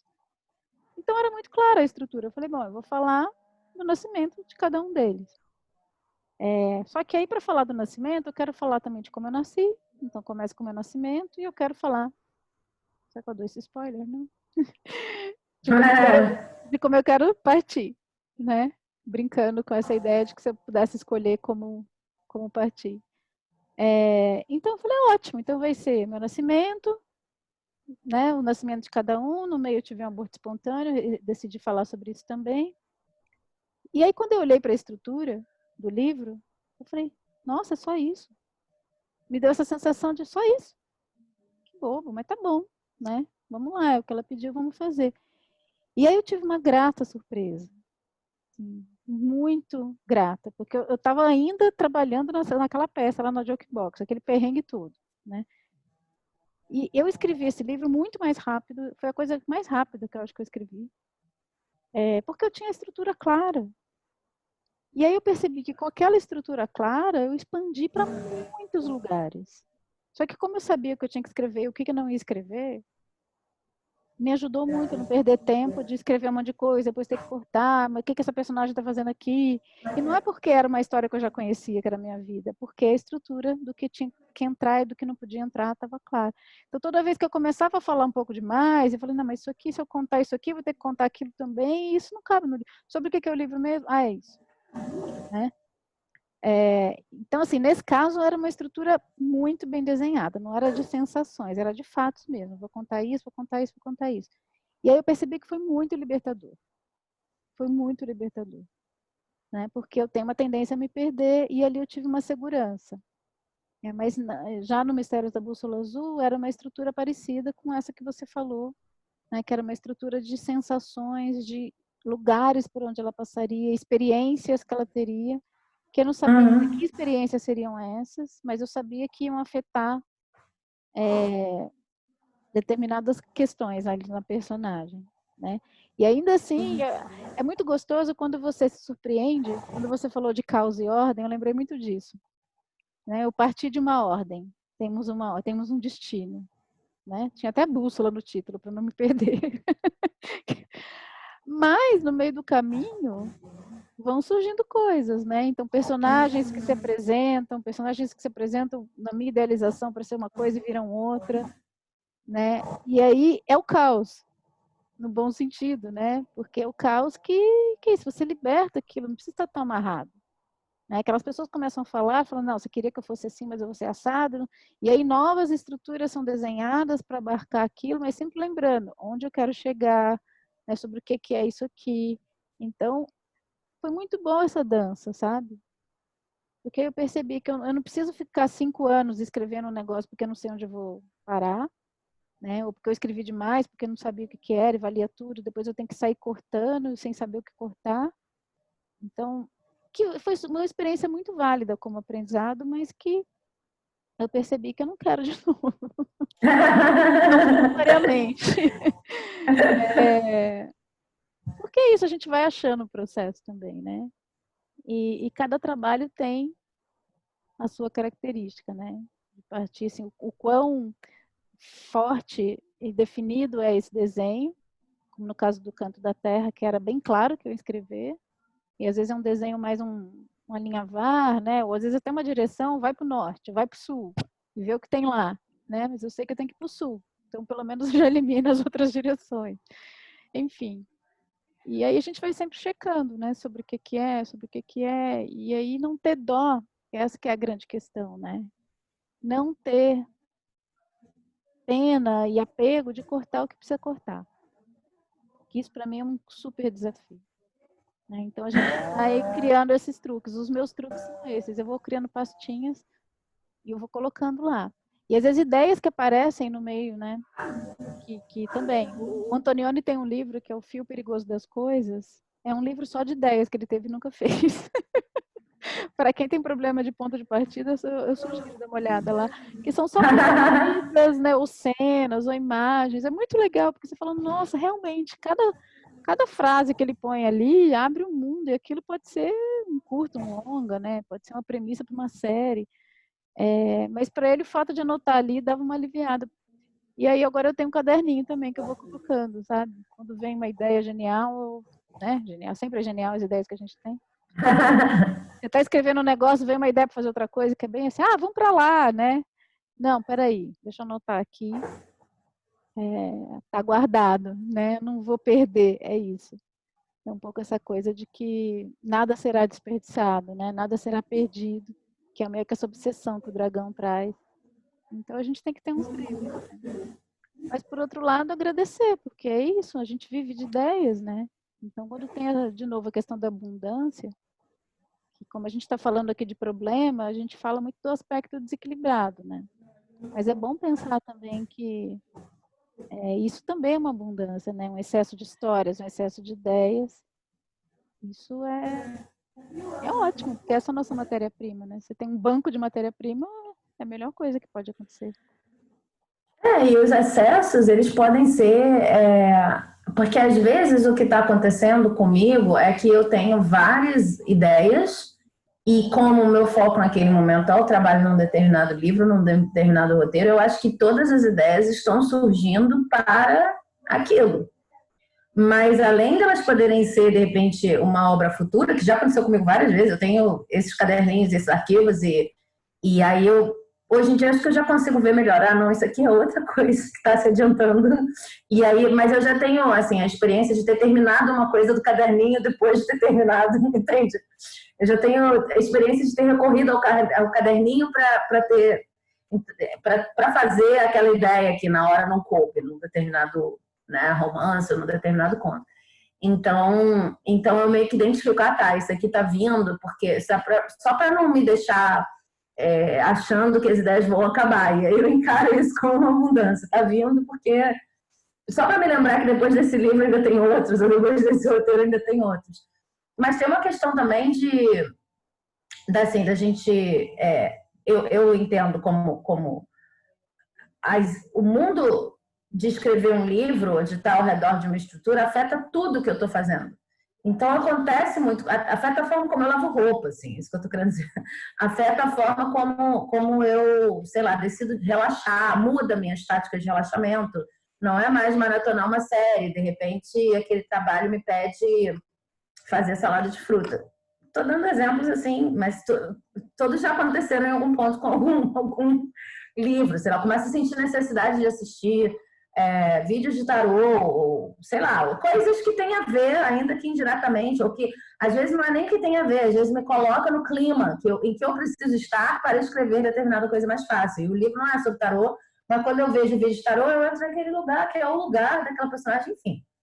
Então, às vezes, hoje acho que eu já faço isso um pouco melhor. A ideia que vem, ela não é uma ideia para jogar ali na estrutura, é uma ideia que está tentando te ajudar a escrever o livro, ou te ajudar a saber que depois ainda tem coisa, quando acontece comigo, né? Quando eu fico achando, esse vai ser meu último grande livro, nunca mais eu vou querer fazer isso. E aí vem outras ideias para dizer, olha, tem coisa para fazer depois, pode ficar tranquilo, não vai acabar o poço de ideia. Ou uma ideia que, não, tinha que encaixar essa música aqui sei lá, de qualquer cantor, né? No livro de alguma forma. Não. Experimenta ouvir a música, de repente essa é a música que vai te trazer para o clima que você precisa, mas não necessariamente ela precisa estar dentro do livro. Ou, nossa, vamos lavar a roupa de manhã e botar para secar no coisa. Acontece isso muito comigo, botar para secar na varandinha que eu tenho aqui. Nossa, então essa pessoa precisa lavar roupa porque o livro está falando de coisas muito abstratas e aí tem que botar uma cena para as pessoas. Não. É só porque toda vez que você deixa para lavar roupa, ela fica como uma preocupação na sua cabeça, se você deixa para lavar roupa no final do dia. E se você colocar aqui do lado do lugar onde você escreve, você sempre vai ver, não, a coisa da casa já está comigo, então posso escrever, mas faz isso cedo. E é real, porque eu falo, nossa, já fui uma dona de casa, então agora eu posso escrever. Então, as ideias vão vindo e no início eu tinha muita dificuldade de saber o que era para entrar, o que era para ajudar indiretamente, o que era porque me colocava no clima e etc. Mas esse processo de mapear, que é muito mais fácil se você tiver uma estrutura de qualquer tipo, né? Me ajudou a entender essas ideias, como você estava falando, como abundância. Eu acho que tem uma atitude também de você falar assim, não, as coisas não estão brigando comigo. O universo não está querendo que eu não seja escritor. Não, as coisas estão vindo para me apoiar. Nem que você não queira imaginar o universo, Deus, seja lá o que for, e você pense que o seu inconsciente está tentando trabalhar para facilitar aquilo, em vez de ficar numa atitude que eu ficava muito que assim, tudo está vindo para me ferrar. Eu, na verdade, vou ter que ser o guerreiro, a guerreira que vai conseguir escrever um livro e tem que ver os desafios. Quando você muda essa perspectiva e começa a entender toda a colaboração como abundância, você começa a perguntar, vem cá, mas por que essa música está vindo? Eu não sei porquê, mas eu vou ouvir. E, gente, não é exatamente o que eu estava imaginando para a personagem? E quando você, por outro lado, né, o clima da personagem, quando você, por outro lado, tá nessa atitude, que eu já tive muitas vezes, de tá todo mundo contra, você, agora eu vou ter que encaixar a música, agora vem essa música e me enche o saco, agora você não consegue ver as coisas como abundância. Uhum. Se você entrar numa vibe de abundância, de repente as coisas começam a se encaixar de outra maneira. Eu acho isso muito difícil de explicar, né? Mas tudo vira recurso. Tudo vira recurso. Esse é o ponto. Tudo vira recurso. Inverte, né? Em vez de uma coisa que está vindo contra você, que está te atrapalhando a fazer o seu essencial, é o lado, né, positivo disso. Você vai agregando mesmo. Não, isso é parte Tem umas histórias maravilhosas disso. Tipo, eu escrevi esse negocinho aqui, Access Your Body, porque eu ouvi em inglês mesmo, acho que não dá para ler, e tá num post-it atrás de um cristal na minha mesa. Isso aqui eu escrevi para mim, porque eu estava esquecendo muito do meu próprio corpo. Então, todo dia, acesse como está seu corpo, né? Era basicamente isso, é para lembrar. Então, antes de tomar essa decisão, você que lembra como você está, porque de repente você está precisando de um copo d'água, uma coisa simples, vai passar o dia inteiro sem um copo d'água, besteira, né? E aí, me veio um trabalho, porque eu também faço trabalhos pagos, né? Escrita que as pessoas pedem para eu fazer e vão me pagar para eu fazer, mas também doctoring, leitura crítica e tal, eu também faço essas coisas. E aí me veio um trabalho, logo depois que eu escrevi isso, que era todo sobre corpo. Só que eu já estava fazendo isso há uns 2 dias, né? Então, eu consigo totalmente... eu juro que se eu fosse a pessoa que eu era há uns 10 anos, 15 anos, eu pensaria... não faria essa associação e eu pensaria... Logo agora que eu decidi cuidar melhor do meu corpo, veio um trabalho gigantesco sobre um assunto que eu não domino.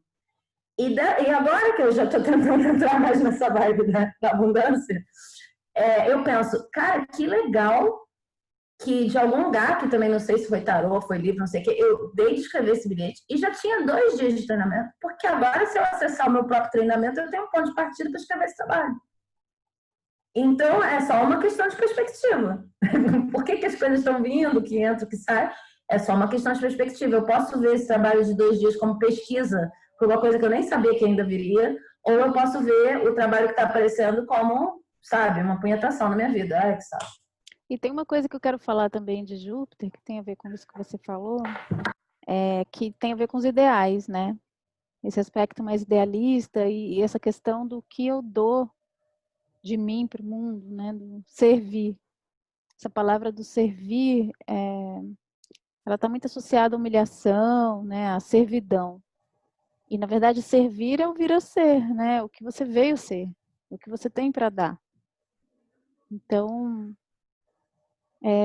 eu lembro que no dia seguinte de uma experiência muito difícil que eu tive, que foi acho que eu já não sei se eu já contei aqui, mas eu vou deixar para contar quando a gente falar de Vênus, que foi o lançamento de um livro que, enfim, foi muito complicado para o meu ego, né? Para mim foi ótimo, mas para o meu ego foi muito complicado. Foi pouca gente e tal, e eu fiquei me questionando, né? Questionando se eu dava para isso mesmo, se, enfim, né? Se eu era relevante, essas coisas que o ego adora perguntar só para encher o nosso saco.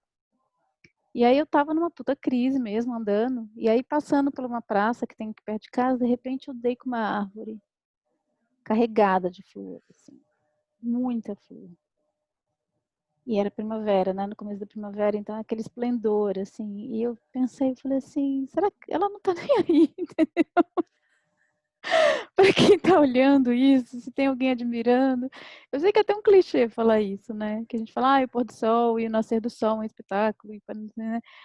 Mas aquele dia me encaixou tanto, eu pensei assim, gente, mas é isso. Essa árvore veio fazer isso. E foda-se, entendeu? E acho que é um pouco isso, assim, é o que eu vim fazer. Então dá, e foda-se. Né? Então essa questão da generosidade também, de você entender para onde está apontado o vetor, né? Está apontado para mim, que eu tenho que receber pelo que eu faço. É claro que eu quero receber pelo que eu faço, mas se isso é o principal motivo, vai gerar esse tipo de questionamento se eu não recebo, né? Agora, se a questão, se o vetor está apontado para o mundo, eu faço isso porque é o que eu vim fazer, né? É o que eu vim fazer e eu sou quem eu sou quando eu faço isso, então eu tenho que fazer porque é o meu servir. Meu vir a ser é esse. E não é tanto uma coisa egóica, assim, tipo, nossa, esse é minha missão, né, o meu propósito, o meu... É mais simples, é assim, cara, se eu não fizer isso, eu não sou. Né? É bem mais simples. Mas que isso faz com que eu tome contato com o sentido mesmo, e tem a ver com o sentido da direção, né? Para onde é o sentido? É o sentido daqui para lá, e não o contrário. Né? E aí exige uma generosidade do dar, independente desse retorno. É claro que eu não estou sendo hipócrita, né? A gente tem boleto, então às vezes a gente tem que receber dinheiro, a gente tem que receber reconhecimento para o ego ficar em paz. Vamos falar bastante disso no próximo Dragão, que é Vênus. Mas se é só isso também, e se a gente não toma contato com esse ideal da própria arte, né? A gente está vivendo um momento agora muito delicado para a arte. Já era em função da despolítica que a gente está vivendo, toda essa destruição, e depois com pandemia e tudo, qual é o sentido disso? Ao mesmo tempo, a primeira coisa que todo mundo correu para ver foi o quê? Para ter um alento, né? Foi a arte, foi, né, informação e tal, mas é isso, é live, seja lá o que for, que estão aí fazendo, que traz um alento, que lembra a gente que a gente é humano. Então, quer dizer, lembra também que nem sempre você precisa de todas as condições que estão dadas para fazer arte, porque as pessoas começam a se virar para a distância, não sei o quê, não julgando o que é melhor ou o que é pior, mas assim, também desopila muito no sentido da... Né? Você acumula menos, você fala, cara, eu nasci para fazer isso, eu só tenho internet, então vou fazer. Então, Antes eu achava que eu precisava de toda uma coisa, agora eu estou fazendo aqui porque é o que eu tenho que fazer, né? então não espere as condições ideais, entrega. Né? Sim. Dê flor, dê fruto, entrega no seu tempo, né? No tempo certo, mas entrega. Isso vai gerando, uma coisa vai gerando outra, e essa entrega gera abundância, né? E eu não quero aqui entrar num discurso de autoajuda, de abundância, porque a ideia não é essa, apesar de estar falando de Júpiter. Mas tem a ver com isso também, né? Tem a ver com entender.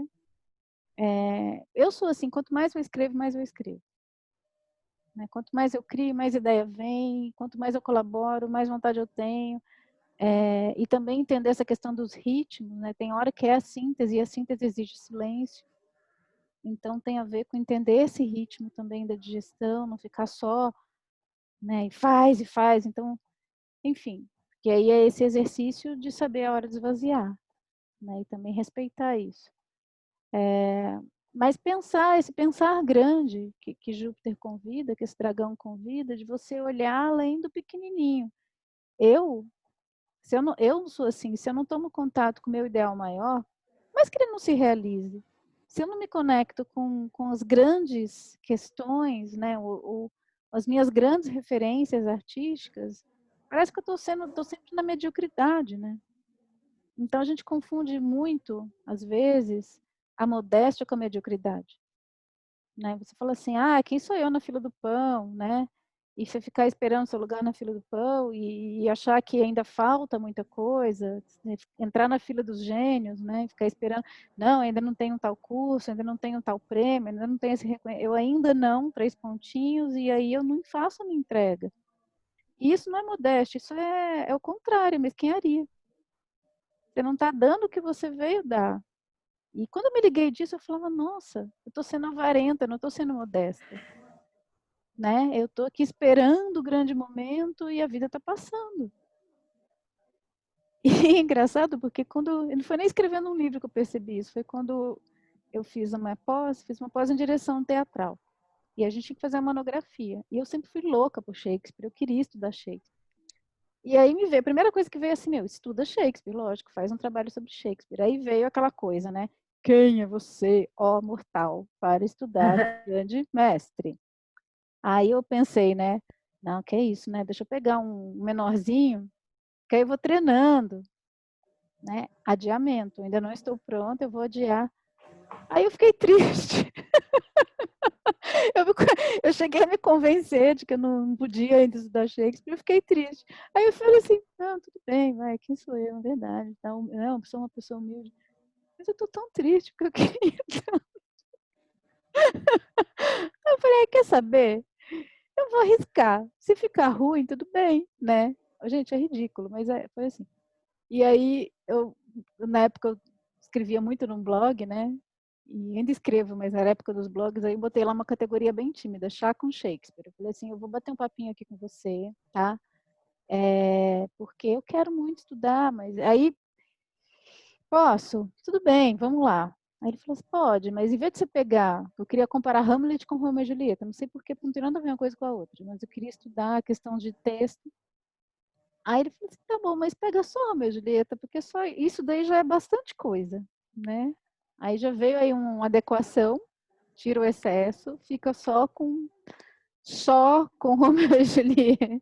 Uhum. E aí, quando eu entrei ali naquele mundo, foi um delírio, foi um deleite, foi maravilhoso. Começou a vir um monte de intuição, e o que era para ser um trabalho de no máximo 50 páginas virou um de 150, mas aí não foi excesso, não foi exagero, né? Não foi um desequilíbrio, foi realmente uma abundância, porque eu estava naquele fluxo, eu estava naquela vontade, eu estava na potência daquilo.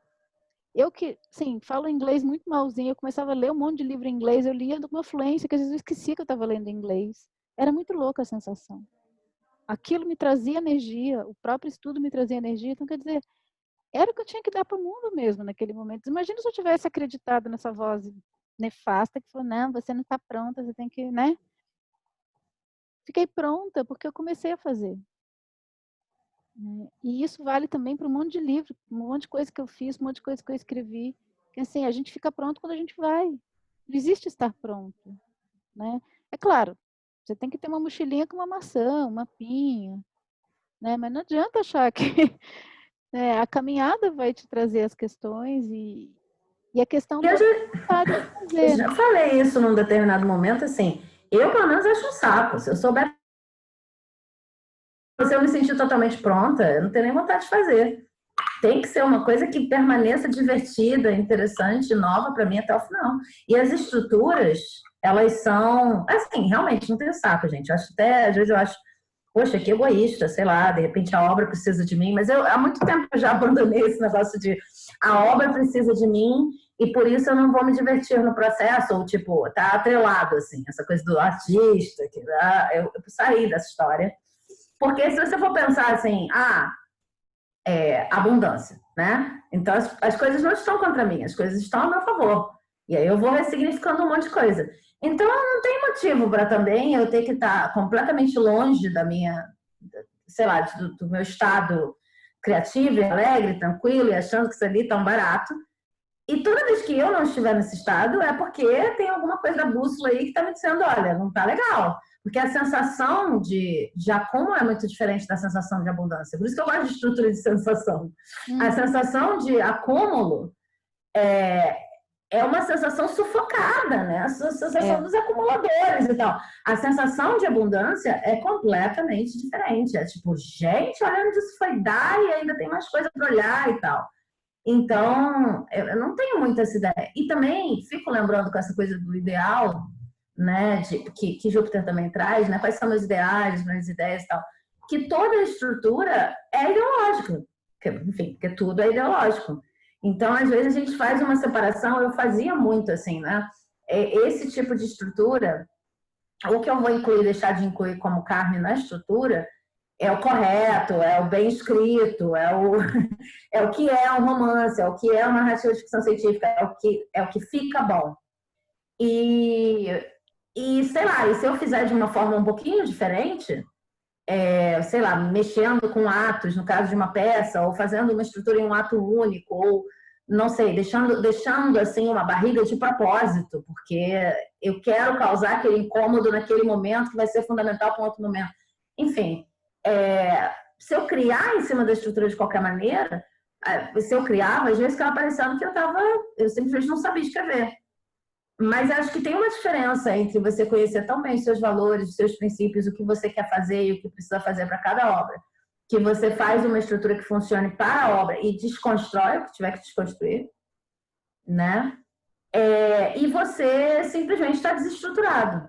A estrutura, eu acho que é um fim comum, mesmo uma estrutura que pareça muito caótica em todas as obras, né? Enfim, obras que você pode julgar de mil maneiras, mas as próprias estruturas com as quais a gente lida e que de repente recebem essa alcunha de essa é a boa escrita, essa é a mais escrita, essa é a mais popular, elas partiram de ideologias. Então lembrar um pouco que como escritor você vai ter que pensar sobre valores, vai ter que pensar, ou você vai estar à mercê sempre de estruturas de outras pessoas, né? E aí a gente entra naquela questão que eu acho que falando de estrutura não tem como a gente entrar, né? Do cânone e do que do que tem que ser, né? Pensando em Aristóteles, pensando em todos esses também preceitos, o quanto isso é real, ajuda a estruturar, mas por outro lado isso não vira uma fórmula também, né? Ou um dogma, o que é pior, porque quando é fórmula você aplica se você quer, o dogma é que se você não fez daquele jeito não está certo, né? Então essa é uma medida também importante, né? Porque a gente sente quando o filme tem alma, quando um livro tem alma, peça, ou quando ele simplesmente era uma grade que foi preenchida ali com genéricas ações que tem a Jornada do Herói, por exemplo. Quando saiu o livro do Campbell, o Herói de Mil Faces, puta, que legal, que maravilhoso, né? Quer dizer, mas depois, aí já virou a Jornada do Escritor, aí já tem uma formulinha, aí não sei o quê. Então, quer dizer, funciona, mas até que ponto não vira aquela música de sempre, né? Isso vale para filme, isso vale para livro, isso vale para tudo. Então, quando eu pego uma estrutura que sai completamente do que eu conhecia, parece que é um ritmo, né? Agora vai acontecer tal coisa, agora parece que a gente já sente que vai acontecer. E se não acontece, eu falo, história esquisita, né? Não é porque é uma história que não está seguindo, é uma história esquisita, mas por que é esquisita? Será que não está propondo uma outra coisa? Cadê o conflito, né? Que se não aparece um conflito de cara. Outro dia eu peguei um livro escrito por um autor indígena, agora não fugiu o nome dele. E era uma história sem conflito, era um transe. Né? Claro, eu vejo como um transe. Para ele é realidade, é um mergulho ali na mata. E é uma coisa tão maravilhosa. Eu falo, gente, não tem... olha, não tem conflito. É uma história sem conflito, é um livro inteiro sem conflito, é uma viagem ali. O conflito era o meu, achando que não estava achando conflito. Mas quando é que vai acontecer aquele momento em que tudo vai dar errado e a pessoa vai ter que superar, ou vai ter o chamado para aventura e a recusa do chamado? Quer dizer, isso tudo é muito legal, né? Quando aparece organicamente nas histórias. Agora eu estava lendo como é que chama? Não é a Jornada do Herói, também não é da heroína, a Promessa da Virgem, que é uma outra estrutura que tem a ver com a questão do feminino e que tem a ver com a superação também de questões de você se encontrar o lugar no mundo, né? Não tem a ver tanto com enfrentamento, mas encontrar o seu lugar no mundo, fazer esse lugar valer além do terreno conhecido. E aí já tem vários filmes que se encaixam nessa estrutura.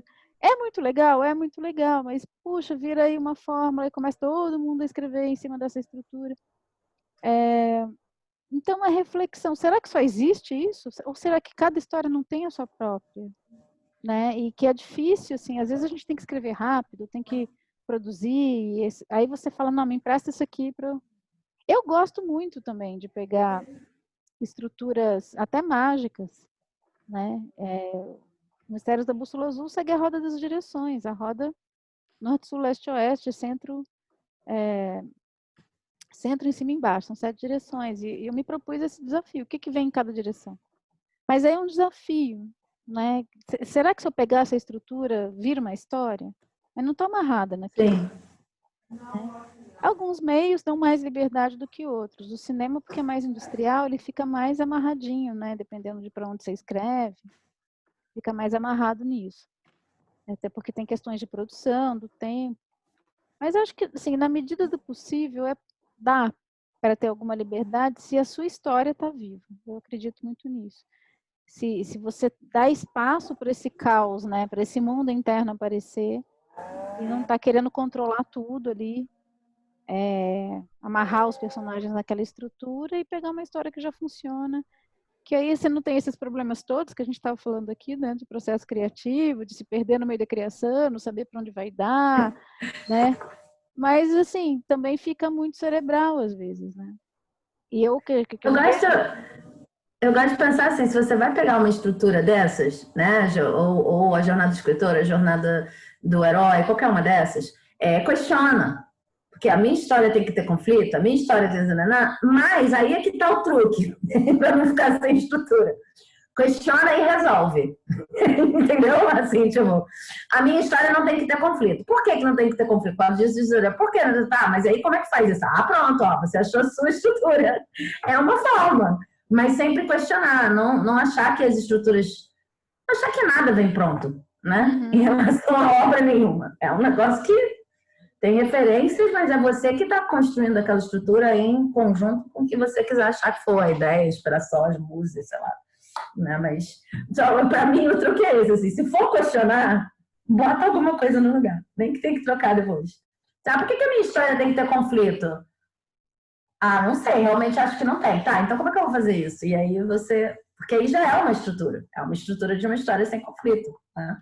Você sabe que fazendo esses atendimentos, cada vez mais eu vi dando aula, né? Cada vez mais eu tenho uma sensação de que a história já vem com uma estrutura. E assim, e fazendo as varinhas mágicas. Eu faço varinhas mágicas, tá, gente? Quem não me conhece, eu pego galhos e faço varinhas. Aqui, por exemplo, tem uma. Aqui, por exemplo, tem uma retinha e tem umas que são tortinhas. E aí, olhando para a varinha, eu estou mostrando, não é para fazer propaganda, não, mas é porque eu gosto de olhar... Eu estou mostrando também. Essa daqui, por um acaso, é a varinha que parece a varinha tradicional, porque ela é retinha, mas o galho era assim, né? E tem umas que são completamente tortas e curvas e bifurcadas, como essa da Sabine, por exemplo. E essa é uma coisa que eu percebi. Uma coisa era pegar qualquer galho e transformar na varinha Harry Potter, né? Varinha retinha, com aquela dimensão. Mas eu comecei a ver a beleza que tinha na forma, né, de cada galho. E a questão era como eu vou lapidar esse galho para ele ser o que ele é, né? E aí eu percebo que dentro do fluxo, dentro de cada forma, circula um fluxo diferente. E acompanhando as pessoas nas suas histórias, o que é mais fácil ver no outro, né? Depois para ver em mim, dá um pouco mais de trabalho. Eu percebo exatamente isso. Parece que a ideia, quando vem, ela vem com um fluxo e ela vem com uma forma, E todo o meu trabalho é igualzinho das varinhas. É ajudar a tirar o que não é e perceber quando a pessoa está tentando pegar um negócio que é curvo e transformar numa reta, ou pegar uma reta e entortar, né? Porque eu falo assim, não, isso daqui é isso. Você quer falar sobre isso aqui.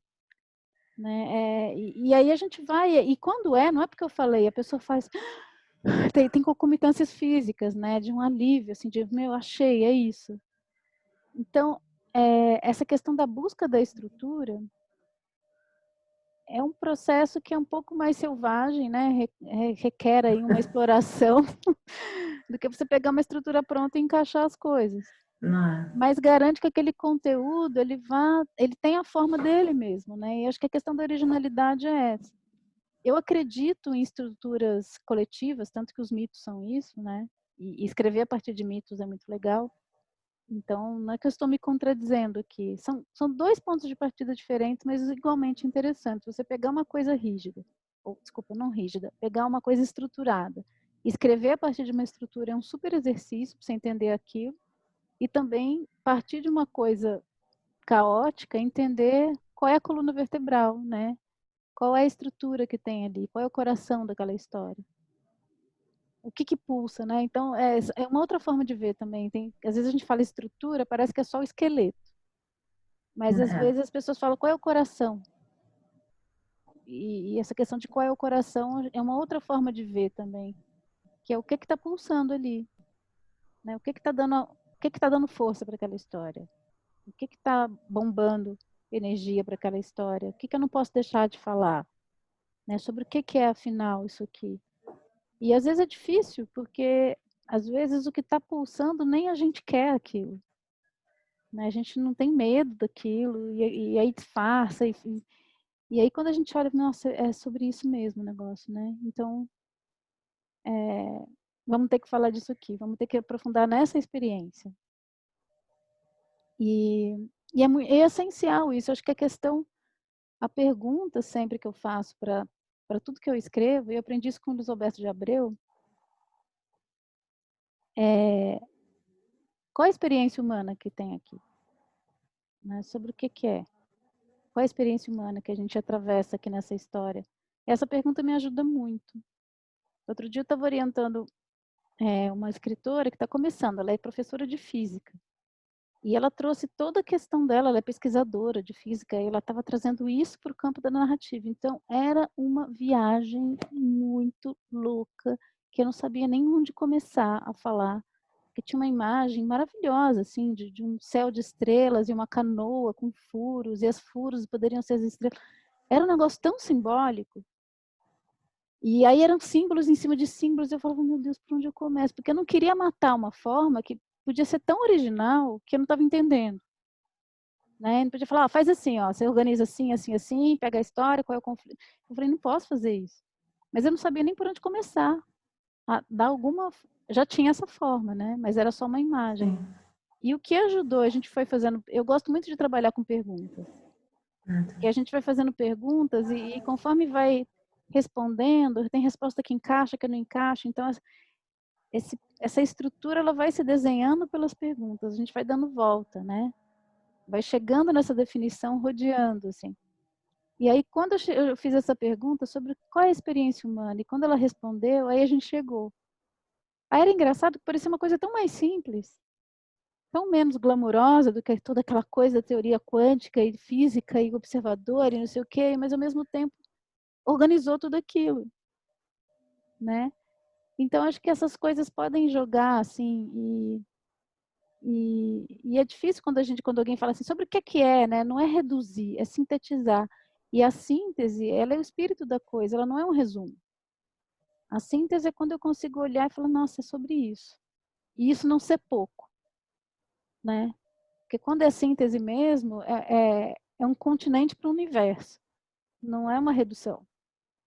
Isso é uma das coisas mais difíceis, né? Depois você tem que trabalhar com um livro e aí efetivamente vai editar, e uma das maiores dificuldades é você conseguir escrever uma carta de apresentação, escrever a sinopse do próprio livro, ou, né, uma apresentação mais assim, é porque muitas vezes, né, você não tem a menor ideia. E aí já está no final do processo. E talvez se tivesse pensado sobre isso antes, não só você soubesse falar mais, que não é sempre o caso, porque às vezes aconteceu tanta coisa ali, né? Mas não só se soubesse falar mais, quanto tivesse sido mais fácil limar o que não presta, né? Em termos daquela estrutura. Mas é que às vezes a pessoa só vai fazer esse processo, isso já aconteceu comigo também, mas por sorte foi um conto. Eu só vou fazer o processo de pensar sobre o que aquilo é, qual é a alma, qual é o espírito, etc., quando alguém me pede uma sinopse. Oi? Acho que eu devia Com ter pensado sorte, né? Acho que eu devia ser capaz de responder essa pergunta. Mas é uma pergunta fundamental, né? Com sorte. Bom, então acho que é isso. A gente já está batendo em quase 2 horas de conversa. Então, tem mais alguma coisa, Sabine, que precisa ser dita? Não, acho que é isso. Acho que é isso. Então, tá Eu bom. peguei esse cristal aqui, ó. Eu vou mostrar porque ele é bonito. Que tem a ver com essa coisa de achar a estrutura. Isso aqui é uma selenita. E eu tinha 2 selenitas pequenininhas. E aí eu falei pro cara, levei a selenita, essa aqui, e falei assim, eu queria uma dessas, só que grande. Aí ele pegou a selenita e falou assim, tá, eu vou cortar, só que tem um problema. Você quer assim, né? Bonitinho e tal, retinho e tal. Mas às vezes a pedra quer outra coisa. E aí o meu corte ficou assim, ó. E tem a marca da faca aqui. E eu acho lindo, conta toda uma outra história. Mas eu fiquei pegando ela aqui pensando, gente, tem tudo a ver com essa história. Às vezes a pedra quer outra coisa. Às vezes a história quer outra coisa. E não necessariamente vai ficar menos bonita porque não é aquilo que você tinha pensado no início, né? Enfim, só que maior. Eu achei... Fiquei lembrando dessa história. E com essa imagem síntese, com uma selenita, encerramos o nosso encontro de hoje. Vamos aproveitar esse ponto de corte. E na próxima encontro a gente continua falando de Júpiter e falando de personagens e narrativas e como as histórias, como tudo isso que a gente falou aqui, do ponto de vista da estrutura, né, do fazer também, do escritor, como é que isso se reflete nas narrativas. Então é isso, gente. Até o próximo encontro. Tchau, Sabine. Beijo, tchau, Cláudia.